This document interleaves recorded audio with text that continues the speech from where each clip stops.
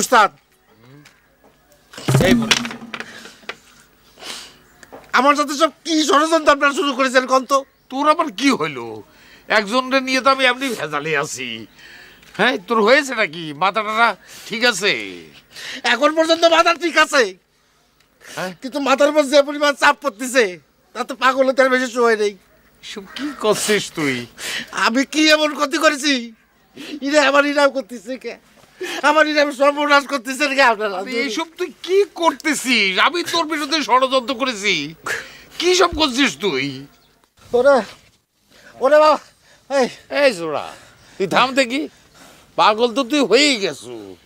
কি হয়েছে? কি আর হবে উস্তাদ, আমার বউয়ের বিয়ের প্রস্তাব যে আছে তাও আমারই কাছে, আর আপনি তার তেল ভরা দেন তার মনোমানটা যাতে পুরা হয় সেই জন্যই। আমার ইরাম লাগতেছে কে? আমার চারদিক অন্ধকারে যাচ্ছে কে? হ্যাঁ, আমার বুক দরবার করতেছে। ওরে আমি আন্দাজ দেখতেছি, আমি তো কিছু চলে উস্তাদ উস্তাদ উস্তাদ, আমি তো কিছু দেখতেছি না। ও এই হিরু নুনু, আরে গহর জহর, আর কোথায় গেলে তোমরা? ওই শিগগির আইসো, এই সুটকার তো দাঁতি লিগে পড়ে গিয়েছে। দোষ তো দেওয়ার সুযোগ নেই স্যার, আপনি চিন্তা করে দেখেন স্যার, আপনার কাছে গিয়ে যদি কেউ আপনার বউ বিয়ে করার চায়, আপনার মনে কেমন হিট লাগবে? যতই আপনার বউ অসুস্থ রোগী হোক। না না না, তুমি ন্যায্য কথাই বলেছো ভাই। আরে আমার বউ অসুখে মারা যেতে পারে, তাই বলে তাকে কেউ বিয়ে করতে চাবে, এটা আমি সহ্য করবো নাকি? সুটকা ভাই অনেক সহ্য করেছে, নেহাত আপনি দারোগা মানুষ, না হলে পরে যে কি অঘটন ঘটেছে তো। হিরু, সব কিছু আমি স্বীকার করছি ভাই, কিন্তু আমাকে তো মিসগাইড করেছে তোমাদের নুরু। কালপিটটা আমাকে বললো, সি সি সি সি সি। আমি বুঝতে পারতেছি না স্যার, নুরু কি সত্যি সত্যি কথাটা কইছিল? আচ্ছা হিরু, তুমি কি আমাকে সন্দেহ করছো? তাহলে নুরু পালায় আছে কেন? আসুক, তাকে আমি সাহায্য করবো।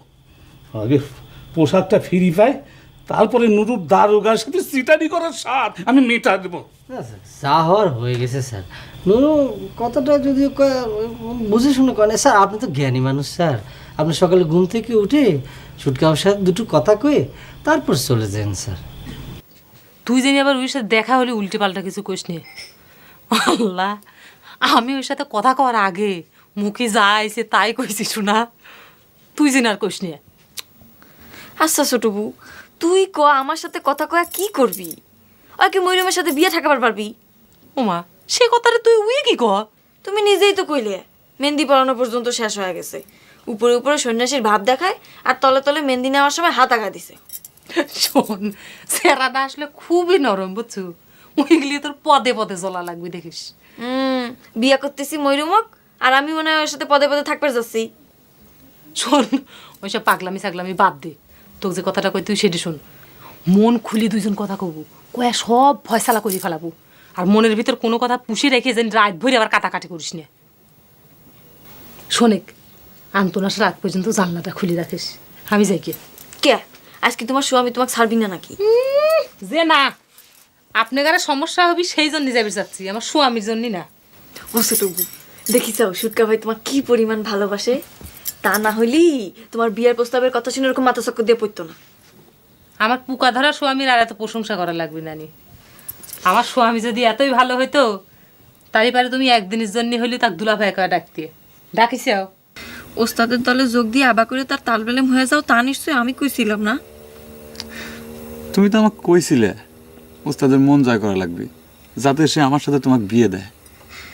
মন জয় করবার যায় নিজেই সন্ন্যাসী হয়ে যাবে তা কিটা জানতো? কি করবো জহরজান, আমার মনে হয় মানুষটার ভিতর জাদু আছে। আমি কিরম যেন এক মায়ের জালে জড়ায় পড়েছি। তার মানে তুমি কবার চাচ্ছ সত্যি সত্যি আমার দুলাভাই কামের মানুষ? আমার তো তাই মনে হয় জহরজান, না হলে পরে ওই জগতলা মাঠের ভিতর খাড়াইয়া সাগরের গর্জন শোনা যাবে কে? আর উস্তাদের সামনে তাড়ালি পরে দুনিয়া সব কিছু ভুল হয়ে যাবে কে? এতই যখন কামেল মানুষের তালবেলেম হয়ে গেছো, তালি পরে মাঠের মধ্যিখানে যায় সাগরের গর্জন শোনোগা, আর ময়ূরমুখ বিয়ে করে সুখে শান্তিতে ঘর করোগা। আমার সাথে কথা করার দরকার হচ্ছে গা? জহরজান, তুমি আমাকে কয়ে দাও আমি এখন কি করব? আমি তোমার জন্যই চোরের দলে নাম লেখাইছি। দরকার হলে আমি ডাকাতি করতে পারবো, কিন্তু আমি তোমাকে ছাড়া বাঁচতে পারবো না জহরজান।